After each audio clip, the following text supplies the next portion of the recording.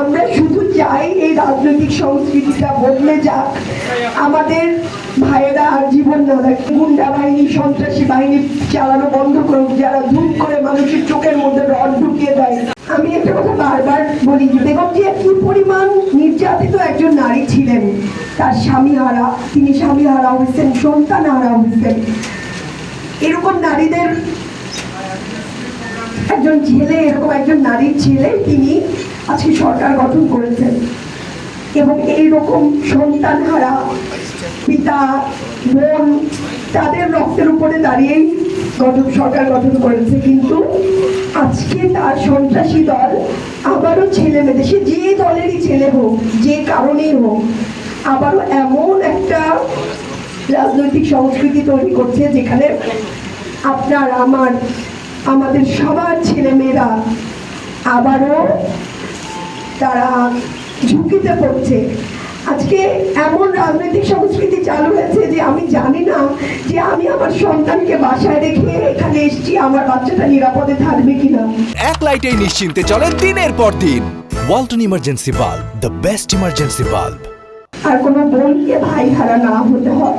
কিন্তু আমরা দেখলাম গতকালকে হবিগঞ্জে ঠিক জুলাই আওয়ামী লীগ যেভাবে আমাদের ছোট ছোট ছেলে মেয়েদের ভাইদেরকে অন্ধ করে ফেলেছে, ঠিক একইভাবে হবিগঞ্জে একই সন্ত্রাসী, রাজনৈতিক সন্ত্রাসী বিএনপি ছেলেরা আমার আর একটা ভাইকে চোখটাকে তার নষ্ট করে দিত।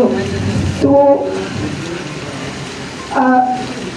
ওনার পাশে দাঁড়ায় আসলে আমি ওইটাই ভাবছিলাম যে আমরা যে পরিবর্তনটা চেয়েছিলাম, যে পরিবর্তনের আশায় ঘর সংসার, ঘর ছাড়াই আমরা যতই বলি যে কতদিন ধরে আমরা ঘর ছাড়া পথে পথে ঘুরি, মানুষের দ্বারে দ্বারে যাই, যে সংস্কারের কথা বলি, বিচারের কথা বলি, কড়া কড়া বক্তব্য দেই, অনেক কথা বলি, কিন্তু এই জায়গায় দাঁড়িয়ে আমার মনে হচ্ছে যে ওনাদেরও ভাবা উচিত, ওনাদের ভাবার সময় এসছে যে সরকারের জন্য, যে সংস্কারের জন্য আমরা লড়াই করেছি, যে গণভোটের কথা আমরা বারবার বলেছি, আমরা শুধু চাই এই রাজনৈতিক সংস্কৃতিটা বদলে যাক, আমাদের ভাইয়েরা আর জীবন না দেখ। এই আমাদের এই একটা কথায় ওনারা একমত হোক, ওনারা এই গুন্ডা বাহিনী সন্ত্রাসী বাহিনী চালানো বন্ধ করুক, যারা ধূপ করে মানুষের চোখের মধ্যে রড ঢুকিয়ে দেয়, এদেরকে রাজনীতি থেকে বের করে একটা সুষ্ঠু রাজনৈতিক ধারা তারা নিয়ে আসুক।